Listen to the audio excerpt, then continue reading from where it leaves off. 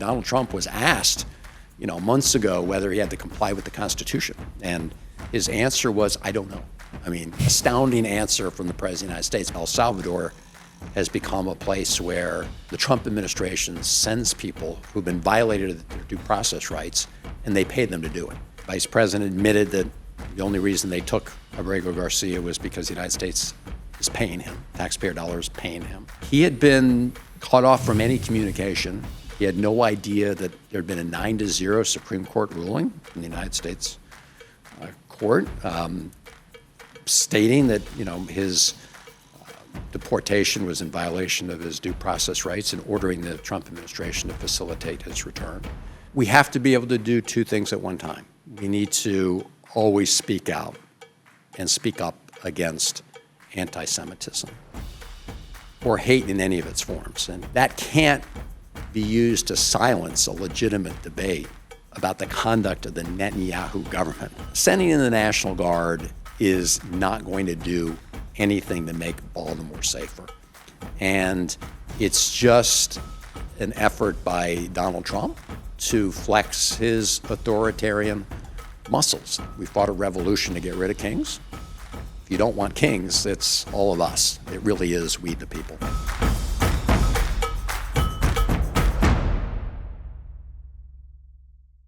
Senator Van Hollen, welcome to the People's Cabinet. Dan, good to be with you. So Kilmar Abrego Garcia, a man from Maryland that I know that's something that you've been very focused on, was taken away by the Trump administration with no due process rights. You were steadfast in going to see him in El Salvador because the president, Bukele, did not give you the opportunity to meet while you were while he was in the United States, excuse me. Can you tell me what it was like to meet him and to hear what his experience was through this process? Yes, you can imagine his sort of probably bewilderment because he had been, as you say, just disappeared off the streets of Maryland, found himself in CCOT, which is this brutal prison. It's really a gulag. And all that happened in gross violation of his due process rights, right? No judge said that was okay. In fact, there had been a standing order not to allow him to be deported to El Salvador. And so I tried to meet with President Bukele when he was here visiting Trump in the Oval Office. He did not meet with me then, and I said in my letter to him that I would come to El Salvador, which I did. Bukele was out of the country. I met with the vice president. Vice President admitted that the only reason they took Abrego Garcia was because the United States is paying him, taxpayer dollars paying him. I asked to see him myself. I was denied. I tried the next day to go, and I was stopped by soldiers along the way who'd been specifically directed to prevent me from continuing on.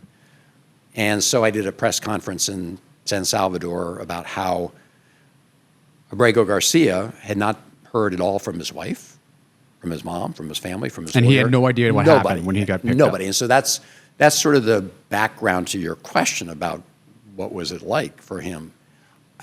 I think he was absolutely sort of bewildered and not sure about what was happening to him.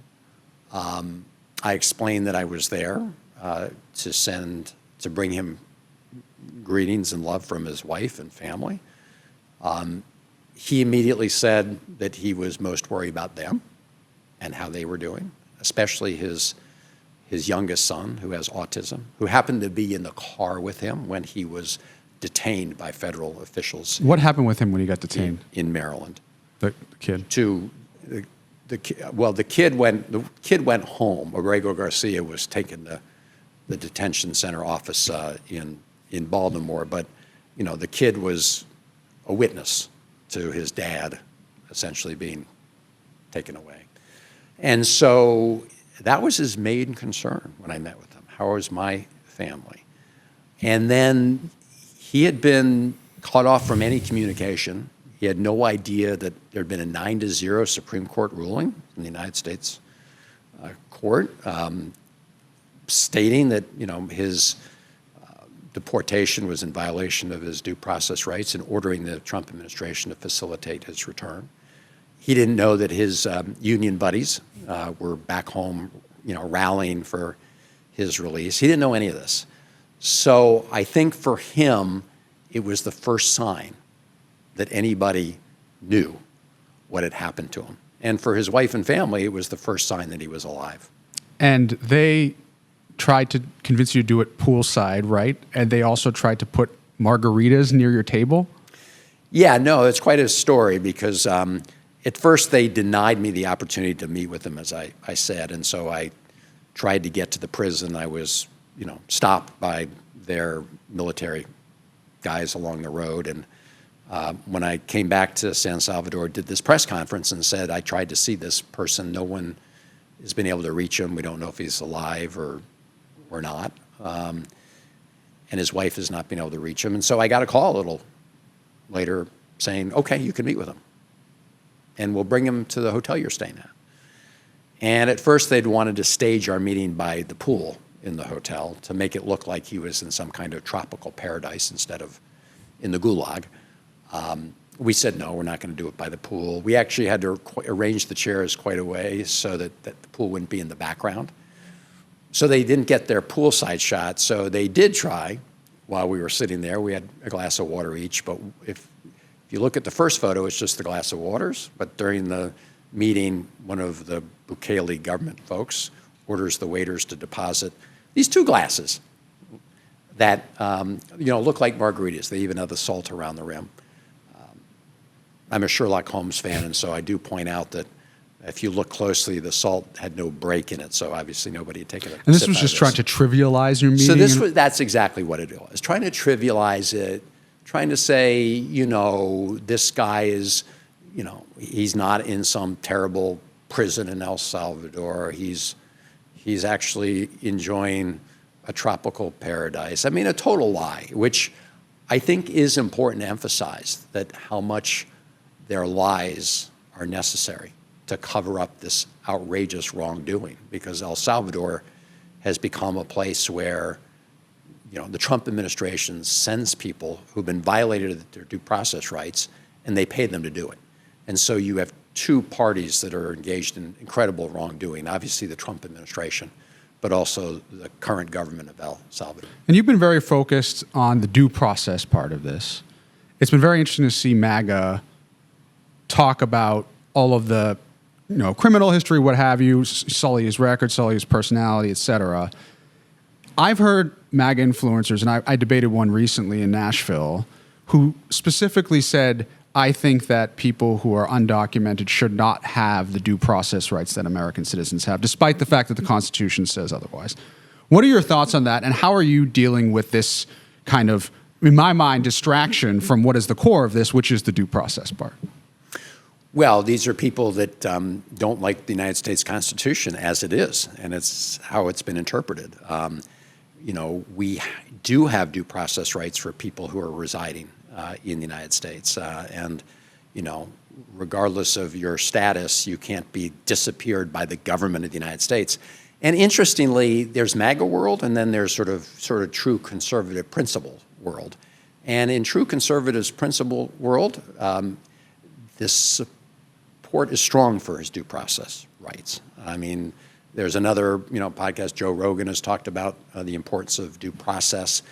And I think fundamentally, regardless of your party, you recognize that it's not a good idea for the government to be able to disappear you without you having a day in court. And so the MAGA folks really, what they're saying is they want to change the Constitution of the United States. I mean, Donald Trump was asked, months ago whether he had to comply with the Constitution. And his answer was, I don't know. I mean, astounding answer from the President of the United States. But that is really become part of MAGA world, because from their perspective, the Constitution is whatever Donald Trump says it is or wants it to be. But that is not a conservative idea. It's certainly not an American idea. And so they are trying to trivialize it. I bet you a lot of money that in MAGA world, they really believe that we were just down there with a couple of margaritas. And it just shows how necessary the Bukele-Trump lie is to trying to cover up this gross violation of due process. Another area that you've been out front on is the situation in the Middle East. And this is a very complicated issue, one that Democrats have had a lot of conversations about recently. A recent poll came out, said 8% of Democrats are supportive of what is currently happening in Gaza. Help our listeners think this through, because there are obviously incredibly strong feelings in this conversation. You know, the way I think about it is Israel is our ally. Security of Israel is very important. They have many threats all around them in the Middle East. What happened on 10/7 was a tragedy, and the hostages need to return home. At the same time, the amount of innocent life lost in Gaza is just impossible to ignore and acknowledge as something that is too much at this point, right? And I think people are seeing what's happening there. I don't think the vast majority of people, let me put it this way, are very concerned about Hamas and want Hamas to go away. But then when they see these stories of Donald Trump proposing to relocate the entire people of Gaza and then call it the Riviera and redevelop it, and he's got videos of him shirtless on the Gaza Strip, it just seems to ignore what can't be ignored. And I'm curious in your perspective on that and how our listeners should be thinking about it. Well, on the one hand, it is complicated. The Middle East is a messy place. On the other hand, it's simple in the sense that you see this massive humanitarian suffering right now of the people in Gaza. And you were recently in the region, right? I was recently in the region along with Senator Merkley, and I'll come back to that. But I do want to underscore, and you made this point, I've been unwavering in my view that Israel had an absolute right, in fact, a duty to defend itself in the aftermath of the horrific Hamas attacks on October 7th, and to prevent any future October 7th. But regardless of what the original war aim is, the current war aim is very different, because the Netanyahu government is not simply targeting Hamas. They've gone way beyond that to impose collective punishment on Palestinian people in Gaza. And all you have to do is actually listen to their own statements, both from Prime Minister Netanyahu, from people like his Finance Minister Smotrich, Ben-Gvir, another member of this very extreme government. And they've been quite clear that their goal now is to empty Gaza of Palestinians. Now, they say it's, quote, voluntary. They didn't say it quite that way to begin with. But nothing's voluntary when 90% of the homes in Gaza have been destroyed or extremely damaged, and 90% of the schools have been destroyed or extremely damaged, and over 60,000 people have been killed, half of them women and children. So Senator Merkley and I just got back very recently from a trip to Israel, to the West Bank, to Jordan and Egypt. We just released our report on our trip. And our findings are strong but accurate.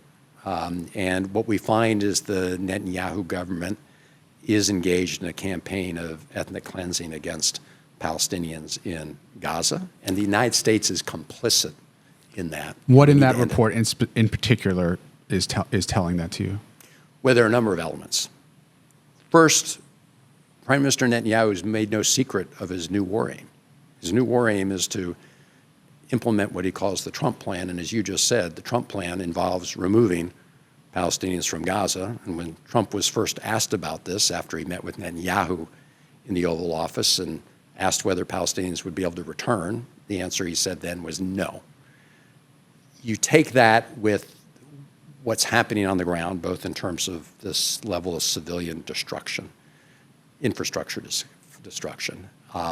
We met with some very brave and morally courageous folks who had been part of the IDF in Gaza, who told us, testified, that part of their goal was to demolish houses and civilian infrastructure so that nobody could return to those areas. And finally, and this is the focus of our report, the restrictions that are being placed on the delivery of humanitarian assistance, all humanitarian assistance, but to include food. I mean, people need to remember there was about a 70-plus day straight blockade on all food into Gaza, beginning March 2nd. And then they implemented this other new plan to try to deliver food through the so-called Gaza Humanitarian Foundation. This was an entity that established just 4 sites in Gaza, 3 in the south, none in the north, to try to feed 2 million people. And it was predictable that crowds of people would surge toward this food, and in the process, many, many, many people were killed. If you look at all of the obstacles that the Netanyahu government has placed to delivery of aid into Gaza, it is a clear pattern of using food as a weapon of war. We talked to the World Food Program, we talked to the Jordanians, we went to all these corridors of trying to get food into Gaza. And the story was the same over and over again. Unnecessary barriers to getting food to people who are starving right now. You take all that together and you start with the statements by the Netanyahu government itself, and it's clear they're implementing their plan, which they've been quite open about. Do you think that there's any way this improves with Netanyahu still there? Netanyahu has clearly decided to put his own political survival over the survival of the hostages, and his own political future over the best future for the people of Israel. And this is not just my view. One of our very first, in fact, our first public meeting that we had when we got to Tel Aviv was with families whose loved ones were taken hostage. We went to Hostages Square, where just about every night now in Tel Aviv there are demonstrations to bring their loved ones home. And the very clear message was that Netanyahu had no interest in ending the war and bringing their loved ones home, that the day the war ended, number one, he would face more political accountability at home, and number two, these very extreme partners in his coalition, people like Ben-Gvir, people like Smotrich, have threatened to leave his coalition government to bring it down should he end the war against Hamas. So clearly he's not interested. After all, we just recently saw what happened in Doha, in Qatar, which even the Trump administration managed to get a little upset about it, even as they've given Netanyahu a blank check. How do we best combat anti-Semitism during all of this? It seems, and of course social media is a terrible place in many ways, that in this conversation, where there's very fair conversations about, as you point out the situation in Gaza, very fair conversations about how we return the hostages home and the best way to do it, there's just blatant anti-Semitism, there's blatant Islamophobia, but you're seeing it play out all across the country. And how do we separate the policy and these conversations about humanitarianism with the racism and prejudice that is out there on it? We have to be able to do two things at one time. We need to always speak out and speak up against anti-Semitism or hate in any of its forms. And we have seen a rise in anti-Semitism since the terrible Hamas attacks of October 7th. And all of us have an obligation to say it is absolutely unacceptable in the United States of America for anybody to be targeted because of their ethnicity or their religion or who they are. And that's true in terms of speaking up against anti-Semitism and acting against it, as well as hate in its other forms. That can't be used to silence a legitimate debate about the conduct of the Netanyahu government in Gaza or on the West Bank. Netanyahu tries to do this to his own political adversaries in Israel. Anybody who disagrees with him, they're pro-Hamas. Even people who used to be part of his government, like his former defense minister. When he disagrees with Netanyahu on his tactics, he's pro-Hamas. When he disagrees with Prime Minister Netanyahu, Netanyahu says he's encouraging anti-Semitism. So we need to call out anti-Semitism and hatred whenever we see it. It cannot be allowed to be used to prevent legitimate conversation about the conduct of the government's actions in Israel. There's a lot of conversation about Trump and these policies that we had talked about. There's a lot of conversation as well about the future of the Democratic Party, its messaging, and despite Donald Trump's approval rating hovering around 40%, Democratic approval rating is 28, 30%, depending on how you measure it. Why do you think that is, and how do we actually address that? I think there are two things going on right now, and frankly, if I got a phone call from a pollster about how the Democratic Party was doing collectively, I'd be pretty lukewarm myself. So I understand the polling. I think two things are going on. One is I think a lot of Democrats were too slow to understand the real threat to our country and Constitution posed by Donald Trump. And this second administration, where in his second administration he got off to a very fast start in trying to dismantle democratic institutions, to ignore the courts, to ignore the law in 100 ways. And we need to push back strongly. I mean, I remember when I went down to see Kilmar Abrego Garcia. I'd listened to the pollsters in the Democratic Party. I would never have gotten out of Washington. It was all equivocation. It was all finger to the wind. And as it turns out, the majority of Americans, regardless of party, do believe in protecting due process rights. But people didn't want to take on that fight. And so I do think we need to engage in sort of this, in confronting wrongdoing. We can't always be trying to change the subject, right? I mean, a lot of people say, okay, you get asked about the Trump deployment of the National Guard, or you get asked about immigration. Yeah, you don't really answer the question. You say that that's all a deflection to take away from the bad Trump record when it comes to the economy. I'm all for focusing on the economy, and I want to say something about that in a moment.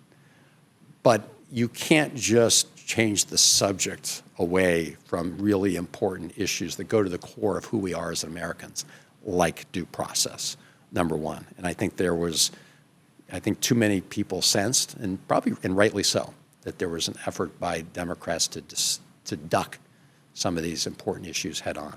The other is I don't think people believe or trust us to really take on some of the big special interests, especially some of the big money special interests. If you look at record, we did some very good things under the Biden administration, but there's no reason why we shouldn't have been able to get rid of the friggin' carried interest loophole. But this is a symbolic but important thing, right? This is for hedge fund guys. The Democratic Party's in power. We couldn't get rid of the friggin' carried interest loophole. And I think people see things like that, and they say, you guys are not willing to really fight the powerful special interests. And we need to point out all the ways in which the so-called big, beautiful bill is a betrayal of working Americans and a giveaway to rich people.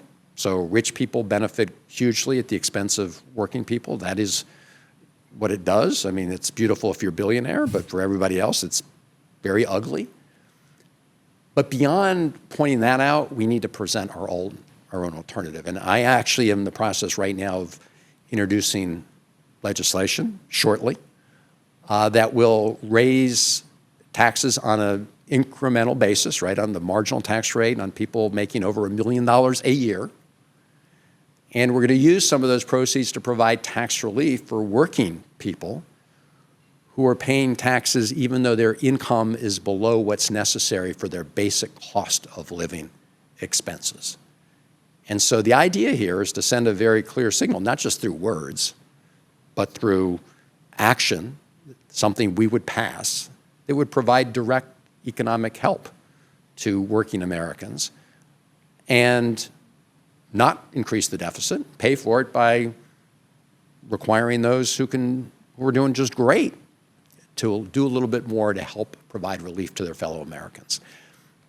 We need to be very clear that we are going to try to unrig this economy and change a tax code that, benefits people who make money off of money a lot more than people who make money off of hard work. Speaking of the tax code, there's been a lot of conversation about how big the tent the Democratic Party should be. The New York mayor's race, Zohran Mamdani, whether people should be endorsing faster or not. What is your opinion on that? So I believe he's the Democratic nominee. And right now you have Donald Trump wading into that race as we speak, trying desperately to defeat Mamdani. I think that Democrats should support the Democratic nominee. That's my position.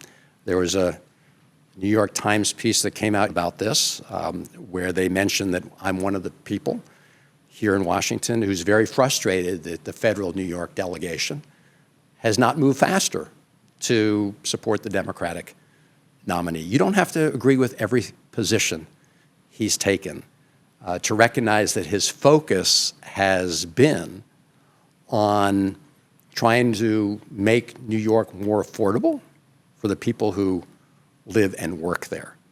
Now, there are a lot of big financial interests in New York that are scared about a mayor who would focus on affordability for working people. Those are exactly some of the big moneyed interests that the Democratic Party needs to be taking on. And so I think it's way past time for all Democrats to rally behind the Democratic nominee. One other thing, Trump particularly has targeted Maryland with Baltimore, threatening to send the National Guard to Baltimore. We had Wes Moore on this podcast, Governor Moore, who talked about Baltimore's 50-year low in homicides. What is it like for you as the senator from Maryland to hear the president talk about unilaterally sending in National Guard against the wishes of the governor and your colleagues? Well, this is another example of where President Trump is much more interested in theatrics than in actually making people safer. Because in Baltimore, I've worked very closely with the mayor and the governor and others over time to help reduce violent crime in Baltimore. And it is at a decades low number. That doesn't mean we can't do more. And in fact, I was recently successful prior to the Trump administration at getting more federal resources to help support Baltimore. FBI, DEA, ATF. The difference is those resources have been deployed in coordination with the Baltimore City Police and in coordination with state and local law enforcement, not trying to come in and Bigfoot them. Sending in the National Guard is not going to do anything to make Baltimore safer. And it's just an effort by Donald Trump to flex his authoritarian muscles. And we need to stand up against it. But this is a lawless president, and he is making America less safe, not more safe. My last question to you is whether because of what they're seeing in D.C., whether because of the outcome of the November election, there's a lot of dispirited people out there. People said, I'm through with politics, Democrats, Republicans, I'm just done.